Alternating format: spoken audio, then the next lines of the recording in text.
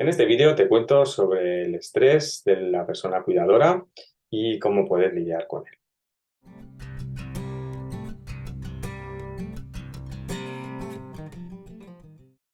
Hola, mi nombre es Jesús Muñoz y mi trabajo, mi misión en este canal es ayudarte a convivir lo mejor posible con la enfermedad crónica.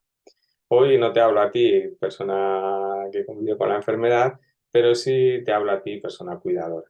Principalmente para que puedas entender qué es esto del estrés y cuándo aparece o cuáles son los indicadores principales que te van a decir, oye, aquí hay que hacer algo porque esto no puede ser, esto no puede mantenerse de esta manera.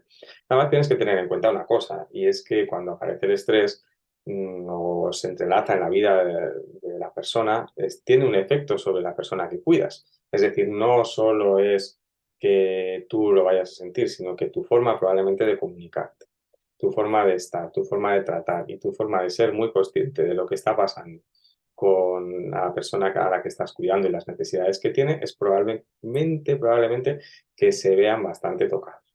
Y claro, esas consecuencias pueden ir, por ejemplo, desde, oye, pues es que no me he dado cuenta o no puedo ver con el estrés que estoy teniendo, pues no puedo ver que mi ser querido necesita que recibir su medicación de una manera determinada, que está teniendo unos problemas que yo no he identificado pues a la hora, por ejemplo, de la alimentación.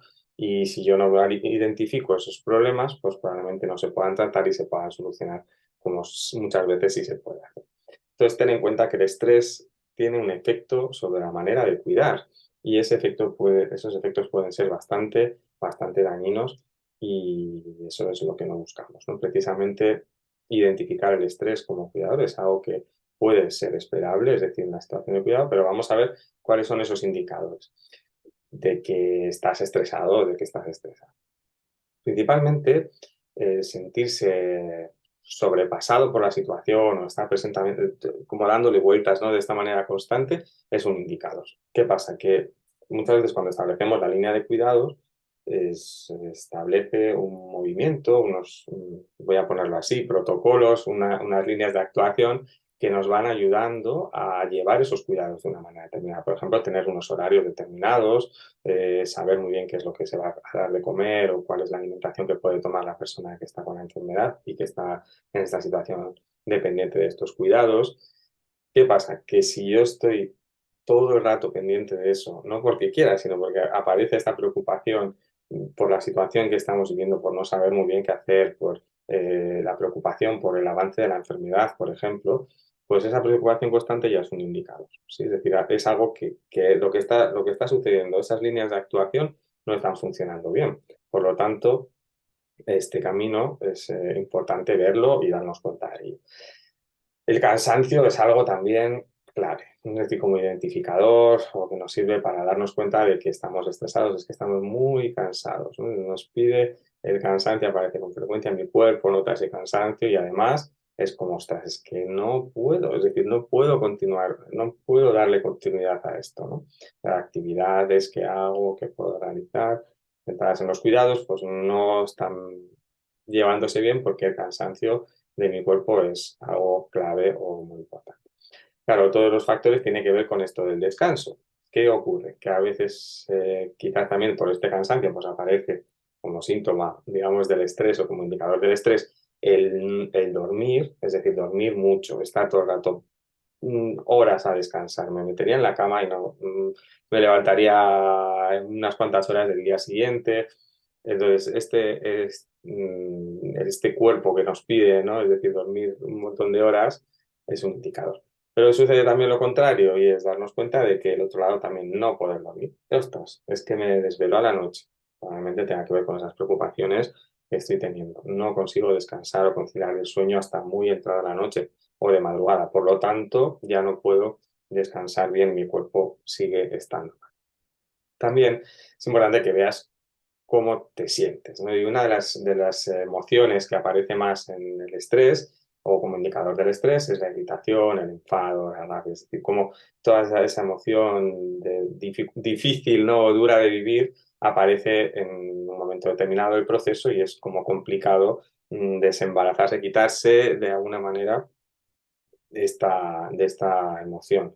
Entonces, este enfado tiene un efecto directo sobre la persona, porque muchas veces igual la persona está viviendo una situación de repetir, bueno, la persona que cuido, ¿no? Que repite muchas veces las mismas palabras o las mismas frases y yo cuando no estoy estresado, pues sí puedo responderle, puedo utilizar el sentido del humor o lo que sea, pero cuando aparece el estrés y aparece esta emoción o como indicador del estrés, pues probablemente me enfade y responda de una manera dura, contundente, etcétera, y eso va a causar un daño y un malestar, porque la persona no va a entender igual, por ejemplo, lo que está pasando.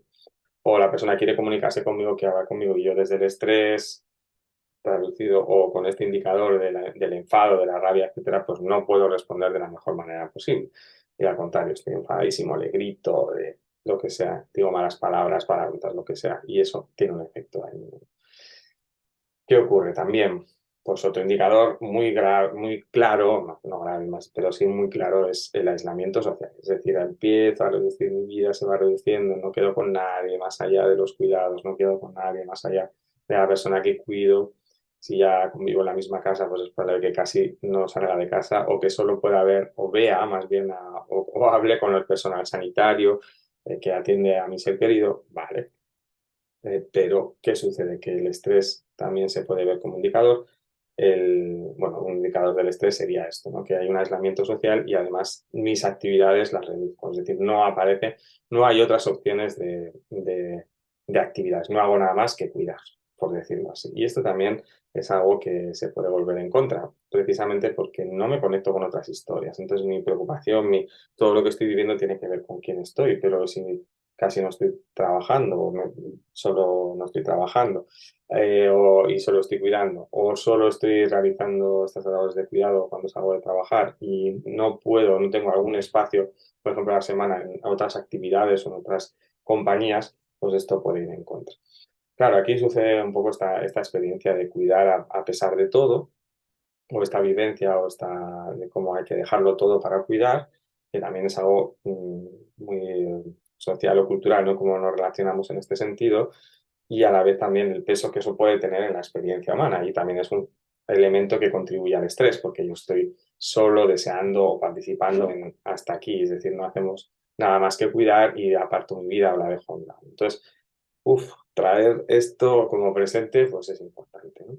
El cuerpo también es un indicador en el sentido del dolor que puede aparecer, los dolores de cabeza, otros síntomas, ¿no? Como el cuerpo duele o hay de alguna manera algunos problemas físicos que son ya también indicadores de que es estrés, ¿no? Pues ese malestar en el estómago que sucede todo el rato, ese dolor de cabeza que es así como constante o en diferentes momentos de tensión o de situación, es un indicador también como para parar y para ir viendo.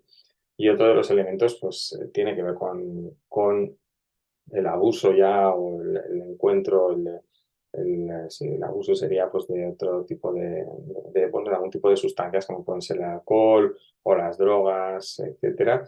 Y incluso pues medicamentos que me recetan, ¿no? Es decir, me pueden recetar tranquilizantes si estoy abusando ya de esa medicación para yo estar más tranquilo para poder cuidar y resulta que ya estoy en modo abuso, ¿no?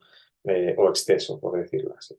Entonces, fíjate cómo el estrés tiene una serie de indicadores, la invitación es a que puedas revisarlos, a que puedas chequear estos, si alguno de estos indicadores son los que te están pasando a ti y si te está pasando, pues realmente hay que tratar de poner el remedio. ¿Cómo lo hacemos? Bueno, pues principalmente aceptar ayuda. ¡Wow! Qué difícil esto, ¿no? Qué difícil este elemento. Yo tengo un vídeo por ahí en el que aparece esta reflexión sobre la ayuda y lo difícil que cuesta, por qué nos cuesta tanto aceptar ayuda. Pero claro, este es el proceso. Puede traer, si traemos esa circunstancia de que solo hay una manera de cuidar y es a pesar de todo, o dejándolo todo solo para cuidar, nos estamos perdiendo una cosa muy importante que tenemos hoy día, que es el acceso a la ayuda, es decir, el acceso a la ayuda social, comunitaria, sanitaria, etcétera, ¿no? Es decir, de cómo hay una red que está construida socialmente, afortunadamente pues a través de asociaciones, a través de los servicios sociales de base, etcétera, que nos pueden proveer de cierta ayuda para poder cuidar mejor. Y esto es importante. Trata de ver qué ayuda necesitas para cuidar lo mejor posible y aceptarla. O trata de aceptarla. La pregunta sería, ¿qué necesitas para aceptarla? es importante que puedas ver sobre todo qué es lo que sí puedes dar, ¿no? Es decir, qué es lo que puedes proporcionar. Darte cuenta de cuáles son tus límites y ver cuáles son tus potencialidades, porque igual, por ejemplo, no puedes ayudar de una manera muy física, pero sí puedes ser un gran apoyo emocional o moral, como lo quieras ver, para la persona. Un gran apoyo psicológico, por decirlo así, sin entrar en este tecnicismo, de si puedes cuidar de esa manera. O al revés, se te da fatal de conversar con la persona, pero sí puedes traer a hacer una parte organizativa, una parte de cuidados muy prácticos o muy básicos, como por ejemplo poner inyecciones o dar de comer o lo que sea. Y eso se te da súper bien. Pues es muy importante que lo puedas ver. Entonces, dentro de esas posibilidades o de esas tareas, de esas líneas de acción, trata de ver qué es lo que sí puedes hacer, qué es lo que sí puedes proporcionar para hacerlo de la mejor manera posible. Y lo otro, pues buena pregunta, ¿quién lo puede hacer? Pueden ser otros familiares, otras personas cercanas o pueden ser también otras ayudas externas, como a la familia o a los allegados, que son los servicios sociales, profesionales, etc. Es importante que puedas como asentar unos objetivos que sean realistas, es decir, cuando estás cuidando, pretender cuidar a full todos los días, todo el rato, en todos los horarios y de la mejor manera posible encima, pues es algo complicado. Entonces, estos objetivos realistas es qué es lo que yo puedo hacer, cuántas veces puedo yo comprometerme al cuidado a la semana, que esas veces cómo las voy a organizar o cómo las voy a hacer. Y sobre todo, márcate también objetivos para ti, no solo en cuanto a cuidar, sino en cuanto a tu propia vida. Es decir, cuántas veces puedo ir a hacer gimnasia, por ejemplo, o cuántas veces puedo ir a pasear, cuántas veces puedo conversar con un amigo, con una amiga, con alguien cercano con el que pueda hablar y con el que pueda expresarme y contarle, etcétera. O también, pues, establecer una pequeña rutina o una pequeña, ¿no? Pues una rutina que sea importante para ti, que te cuide de alguna manera y que ayude a aliviar esos síntomas o esos indicadores del estrés, ¿no? Es muy importante que te conectes, que hables con la gente, que hables con otras personas de lo que te sucede, de lo que estás viviendo como cuidador o cuidadora y también de que puedas sentirte escuchado y acompañado y acompañada en este sentido. Y no solo con eso, sino con otras opciones. Oye, que me gusta ir a un concierto y puedo tener a alguien con quien ir a ese concierto, pues es alguien que puede acompañarte a ese concierto y además es algo que te va a permitir la conexión social, te va a permitir hablar con otras personas, te va a permitir conectarte, en este caso, pues con la música que te gusta o con quien da el concierto que te encanta, ¿no? Y eso es importante. Luego pueden entrar también otros sentimientos, emociones pues, más difíciles, como he podido dejar de cuidar, cómo he podido hacer esto, pero a la vez también en esa conexión con las otras personas aparece algo que nos ayuda también a sostenernos, ¿no? Aparece algo que nos permite o que te va a permitir también como sostenerte más, ¿no? Tener esta red que te ayude y que te provea de que, vale, ahora puedo seguir cuidando mejor.